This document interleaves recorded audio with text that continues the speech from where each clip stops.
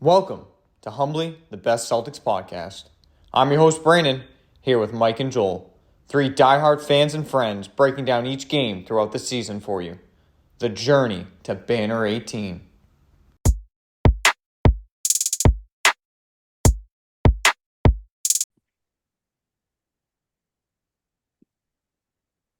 Welcome back to another episode of Humbly the Best Celtics podcast.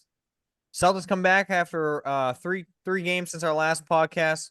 We got punched in the mouth by the Lakers. Don't really want to talk about it. Don't even want to think about it anymore. But I think it was something the Celtics need a little bit. We did come off a tough stretch, but we get punched in the mouth. But the response has been great from the Celtics. We play a bad Grizzlies team, if you even want to call that the Grizzlies team. Marcus Smart return game. It was special having him back in the Garden. Joel can think otherwise, but it was. And had him back in the Garden. Celtics win, 40-point win. Was really expected playing a G League team like that. And then last night, a big win against the Hawks. I felt like at times our defense could have been better, but all in all, in the clutch, just Derek White, Kristaps Porzingis, just knowing exactly why we signed him and what we signed him to do. Just had a huge night for the Celtics. It's amazing that you can almost give Jason Tatum and Jaylen Brown kind of that like take a seat in the back because we've got Derek White and Kristaps Porzingis. Just so much talent on this team is insane. Gave Drew Holiday, I believe, the night off is kind of the goal there. Gave him the night off. So it's good to do that. Jaylen Brown against the Grizzlies got the night off. Now it's looking like Tatum will take the night off against the Wizards. So finally doing what we was hoping for, kind of getting those guys some rest before All-Star weekend, which I think will be huge. But it was a great response. But we wanted to hop on today. Trade deadline. Hit 3 o'clock. I wouldn't say the biggest trade deadline we've seen in recent years, but some moves to be made, and the Celtics got their hands dirty. Brad Stevens making a statement of executive of the year. No way he isn't. But Celtics pick up two guys, Xavier Tillman, and then we steal Springer from the Sixers. I just feel like getting any guy from the Sixers just feels good, and I'm excited about him. A lot of Sixers fans are angry about it on Twitter, calling them their Marcus Smart, things like that. It just makes me even happier to know that the Sixers aren't happy about losing them. Just feels good. But I think some big pickups. Kind of what you guys take there on those pickups from the Celtics. I think when we talked about like what we were hoping to get out of the trade deadline, obviously none of us were expecting a blockbuster type move, but we were hoping to add some big depth, which checked there, and then big guard play, especially defensive guard play. Like that was something we were looking for too, and being able to pull that off and not touch any of the top seven guys, top eight guys, I think is huge. And you're just adding to that depth, especially coming into this back stretch of the season. Not that it's necessarily like playoff depth that we added, um, but it does give you more options here in the second half as you kind of rest guys, make sure guys have fresh legs going into the playoffs. I think it's awesome. I'm excited to see Tillman especially see what he can do because I mean we've had our fair share of arguments about the big man depth behind Al and behind Porzingis, so it'd be really nice to have someone come and just play well on both sides of the court, which now I think we're going the polar opposite. Luke and Kata tend to be offensive first bigs, and Tillman is definitely the opposite of that. Yeah. Yeah. To me, it was I feel like I don't get the theme of the todays for the Celtics. I thought it was defense. Yeah. Both guys they had the defensive mindsets that you just need, I think, to like that'll help. I think especially a guy like Tillman, who's just so versatile on both sides of the ball. But I feel like he had that defensive presence. I think he can kind of get like I think he's got a mean streak in him, which I like. I like guys that, especially like something I've been talking about for a while now. But I want the Celtics to play with more of an edge. I think Tillman will hopefully bring that to us. And then again, I'm excited. Springer, 21-year-old kid. I think he's got, I don't think he's anywhere near his, what his potential is going to be. And I think the Celtics have done a better job in recent years of developing players. So I'm interested to see kind of what Springer, how he adds to this, to Yeah. this. I think more than anything, Xavier Tillman adds now. Like for championship run, it adds up that defense. I think we can use we're really added to our defensive bigs, just different opportunities. And just so many different styles of play from our bigs. When you think of Al Horford, Porzingis, Cornette, Kada, and now Tillman. Is fantastic at guarding guards as a big man. He's switchable. Al isn't the best at that. Even KP's not the best at that. Cornette, we know, is not even close to that. Even Kada, he's still jumpy as that young blood. But, I'm excited that bringing in a guy like Tillman. And then I think it's just a huge opportunity, exactly like Joel kind of hit on, to fresh up those legs. We got 5 back-to-backs left this year.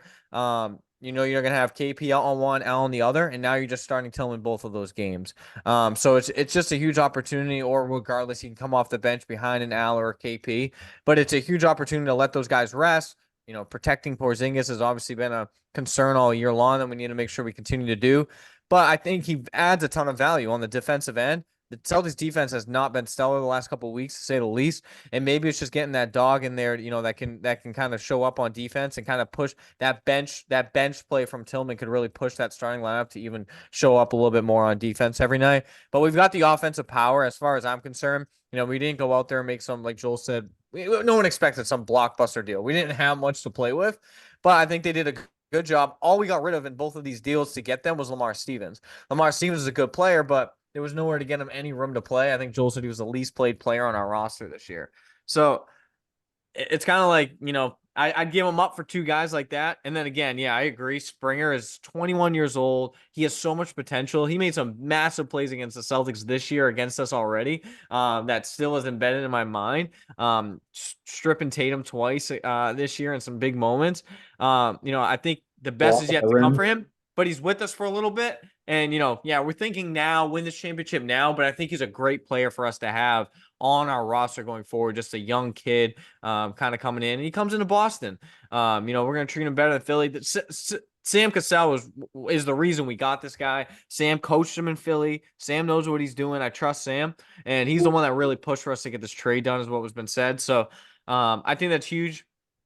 I think it was really 2 good moves. And then I think on top of that, getting rid of Delano Banton just really saved me a lot of pain and aggravation. So that was a huge win as well. I don't think Delano Banton added anything. I mean, I said earlier, I'd trade him for a bag of chips, and that's pretty much what we did, giving him the Blazers. I think it's a protected under 55 pick in the draft. Yeah. So nothing great. Top 55 protected. Yeah. But you get what you pay for. So Delano Banton, his time has ended, and that's it for him. Yeah, I love too, because like those garbage minutes when we're blowing people out at like 10 minutes left in the fourth quarter, that's great minutes for a guy like Springer and development guys. So you want to give a guy like Banton. He doesn't have a future here. There's no reason to give it to guys like that. And a guy like who's the other guy we just said we traded away? Lamar, yeah. Mark It Stevens. was even hard to get him garbage minutes. It was hard. As for me, I'd rather see Jordan Walsh out there in garbage minutes. That's what I was getting to. A guy like that. A guy like Springer and a guy like Walsh, like those are great minutes that, who knows? Who knows what come playoffs if those guys could play a small role in a game where we needed them, like who knows? I think Tillman's going to play a big role. I don't think it'll be hard for Springer to crack some time into a rotation with a few minutes. I don't think that will be, especially with the defensive problems we've seen. But I think it's just adding in, getting rid of a little bit of redundancy and having so many guys on the bench that you're like, I would never use that guy in the playoffs. Not saying like I'm so high on Springer already that we're going to say, yeah, give him a bunch of minutes already in the playoffs. Tillman can play in the playoffs. As far as Springer, we'll see. But as far as like Lamar, a Stephen Holacek, like these guys aren't going to get minutes in the playoffs. And that's kind of what we got to think about, that playoff rotation. But is Springer a guy that we can get in there with a Brissett to just cause a bunch of chaos and get a bunch of energy and get some defensive plays and stops to change the momentum of a game? 100%. I believe those guys can do that. And that's huge. I think part of the Celtics, I'm looking at the Celtics roster, kind of the top like 14, 15 players.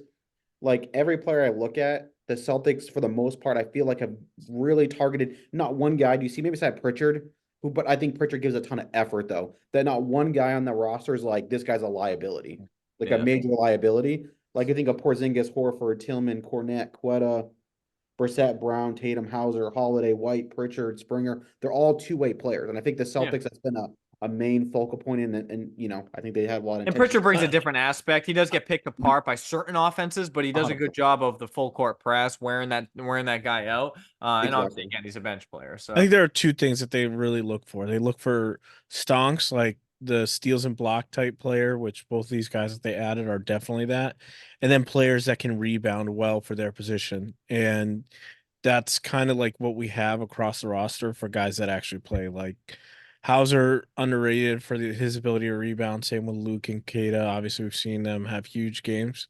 But adding in Tillman and another guard that can do that in Springer, I think is huge when you're talking about depth pieces that you need to stretch out the season and keep guys fresh. yeah, 100%. I agree. Obviously, other moves were made around the NBA today.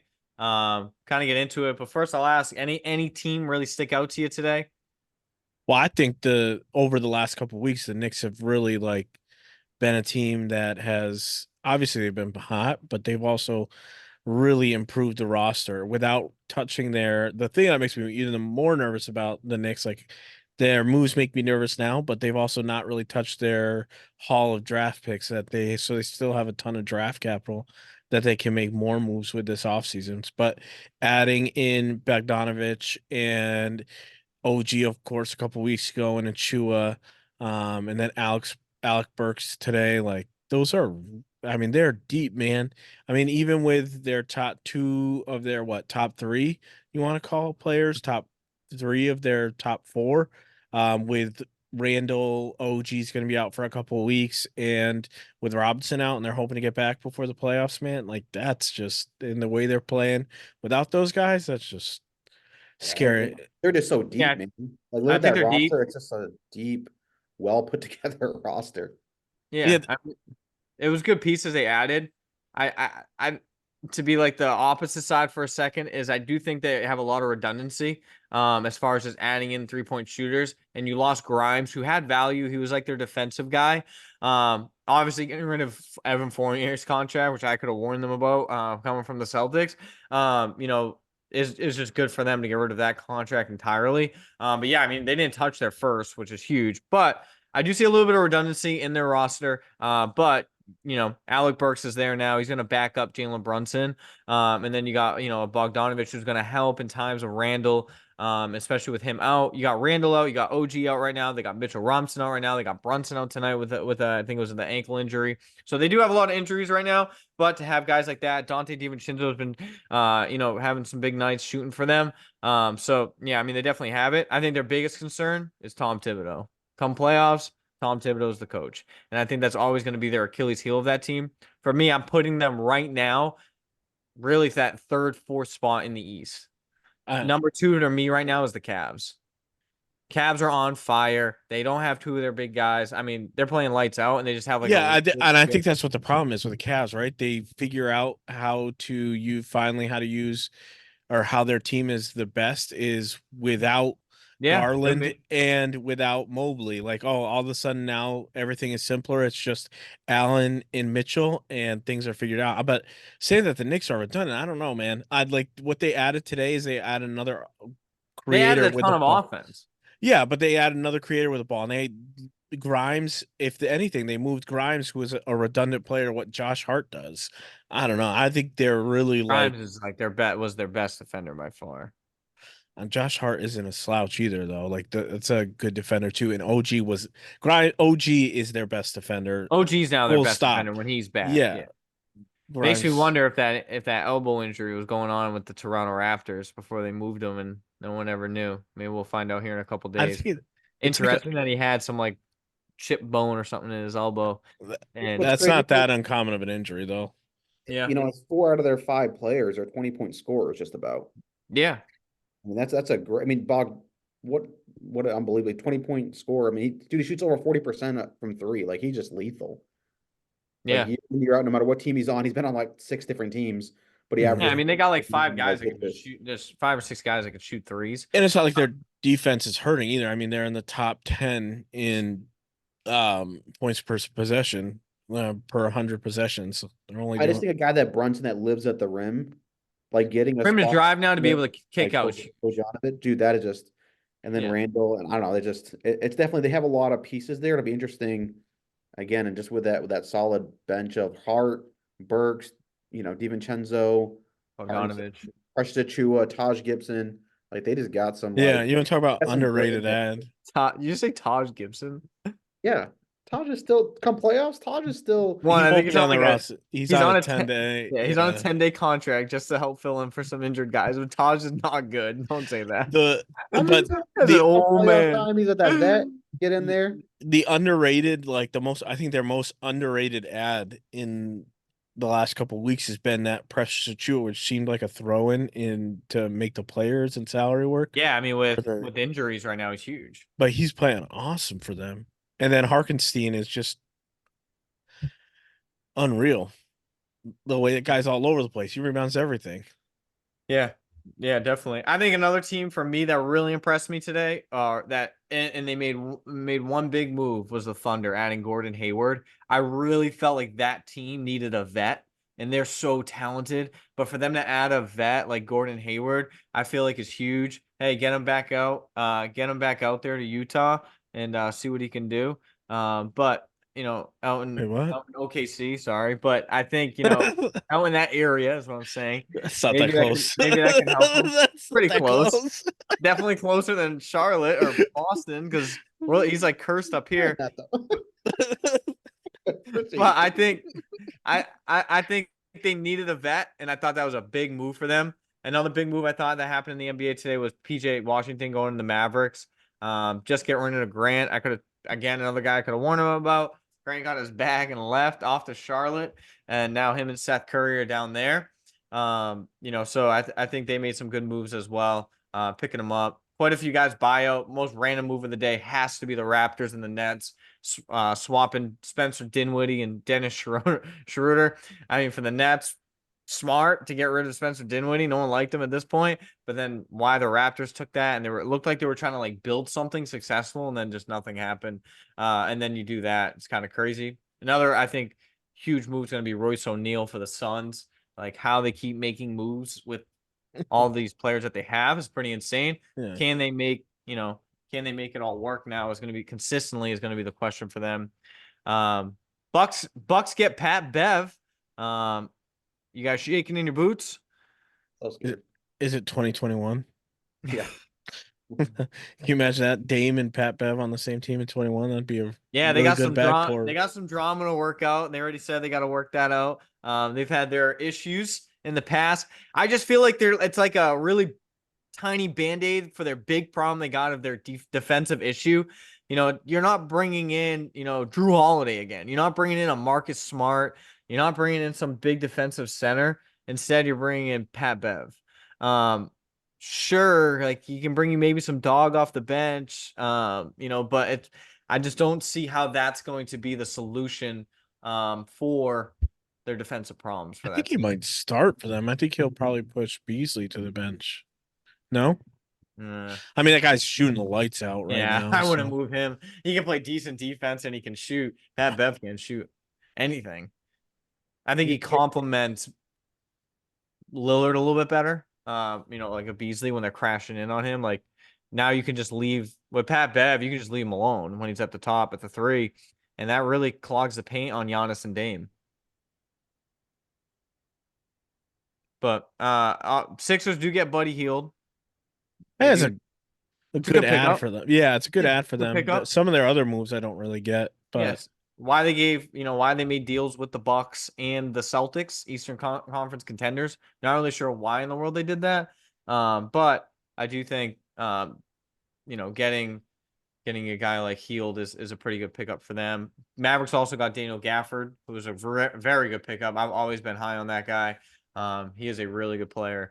And I think that was a great ad for him. I would have liked to see Kelly Olynyk back in Boston, even though we didn't need that many more centers of redundancy. Speaking of redundancy, but he does end up in Toronto. So unfortunate for Kelly. is he on it? Is he on an expiring? Kelly Olynyk? Yeah. Not sure. I'll tell you right now. He must be over the 12 million though that the Celtics can use in Yeah, I'd agree. Yeah, he's at 3 years, 37. So he's probably right on the 12 line, mil, actually. 3, 12 yeah. million. He's actually on the last year of his deal. He's an unrestricted free agent next year. Hold So the phone. Let's see. hold the phones, Brad. Give that man a call. Yeah, it'll be interesting to see. Celtics have an open roster spot. What they do with it will be pretty interesting. Kata's almost out of games because he's on that two-way contract. We've used him a ton. I really would like to see him stay with us. I guess the only thing is, are you going to really use a guy like Kata in the playoffs? I don't know if he's ready for that yet. But it'd be interesting to see who we pick up. I still really want Lonnie Walker, but seems pretty much impossible at this point. I thought Yeah. it'd be so good to get Lonnie Walker, but he was at like $1.2 million vet minimum with the Nets. So obviously at this point, it really wouldn't make sense for them to probably let him go at this point, being that cheap and especially the way he's playing. But I felt like he would have been a really good pickup. But Celtics continue to roll. We got a pretty easy schedule. Let me ask you guys this: what do you guys think about Jaylen Brown joining the dunk contest? What's your guys' thoughts on it? Well, I don't think it's. I think it'll be cool. I mean, I don't think he's gonna win, but You don't think he'll win? no, I just. I don't. I don't think like the guys that he's playing are that impressive. I think his popularity will help. And the NBA wants like a star back in it. So like a star goes in it and then loses to some G Leaguer, which it's kind of turned into. It's kind of like what other star's gonna want to do that again? I just hope he doesn't get hurt or use too much of the legs. It's like the whole batting, like the home run derby. You don't want guys messing up their swing. That's kind of my take. Go ahead, Mike. You can go with yours. I mean, I don't think anyone's beating Mac McClung though. I mean, that dude is like the dunks that he pulls off are just like. I mean, Jalen's got bounce, dude. He pulls out a D Brown jersey. The place is going nuts. I mean, it doesn't have his first name on it though. It's just a different number. It's just Yeah, like a- jersey. They're going nuts. And then Speaking of midget, wait, like, hey. I think for me, I wish he wasn't doing it personally. We got bigger things in mind, and like I already hate that the guys are going to All-Star weekend. In my heart, I'm also glad like Porzingis isn't going and playing in that. Like no extracurricular activities for you, Mister. So you can stay home and rest. But Tatum, I'm hoping Tatum kind of had his MVP last year. He kind of chills out in that game a little bit. But it's like those guys go there and they're exhausted from the whole weekend. Kind of sucks, when you're talking trying to win a championship. But I guess, he deserves it. He's got bounce. I think he'll represent well. And, the NBA has been dying for a star to join that competition again to keep it good. Just hopefully they don't hate on the Celtics the entire time and, hold that against his votes. Celtics continue on. We got the Wizards. And then we got a big game against the Heat. I guess if we're even calling games against the Heat big anymore. Of course, it's like that typical Super Bowl Sunday 2 o'clock game. I hate that we have that like every single year. And then we got Tuesday against the Nets, Wednesday against the Nets. So a little bit interesting schedule going into the All-Star break. I feel like the Celtics could really be on a nice win streak. Don't want to count the chickens before they hatch, but feel like we can be on a nice win streak going into All-Star weekend if we can take care of business against those teams. I'm excited. Mike, do you remember this? okay. Me and Joel went to your house before a Super Bowl and watched the Celtics, and there was a big moment. Do you remember against who? Memorable game. Joel, do you remember? You don't remember? Was it Jeff Green hitting a three? No. Oh, Okay.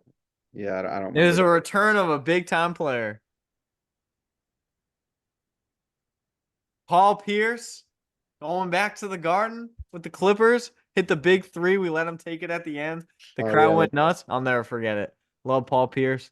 My favorite player ever because he won me a championship. But man, I need Jason Tatum to win me a championship so he can take that spot. I'll But never forget it either.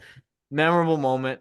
Him hitting I that. do want the Celtics to get on a win streak here. Yeah, dude. Like, there's no reason that we shouldn't. What is it, the Wizard. longest win streak of the season is what, like 6, 7 games, maybe? Yeah, and on top of that, now you got two. You took care of the Grizzlies, took care of the Hawks. Going into this, you're talking now. Wizards, the Heat have been awful. I know we're in Miami on a Sunday. We always think of like the middle of the day games, and then you got Nets and Nets. I mean, one home, one away. There's no reason you can't beat the Nets. I mean, especially now they don't even have Spencer Dinwiddie, so a guy that could like light you up. And then you come back after All-Star break, and you got the Bulls. Knicks, we won't even get to that yet because then you got Knicks, Sixers. Sixers obviously probably won't have Embiid. Mavericks, Warriors, Cavs, Nuggets, Suns. Like it's gonna get tough. So let's get some big wins, get a good streak going. But I really don't see a reason why we should drop a game before this All-Star break and then come back against the Bulls. Even maybe get a JB or someone like that, a kind of a night off, going against them, coming off their All-Star weekend. So good stuff from the Celtics. And let's keep this win streak alive. Take care of business against the Wizards tomorrow. We'll see you guys next week. Win number 40 tomorrow night. Let's go. Oh.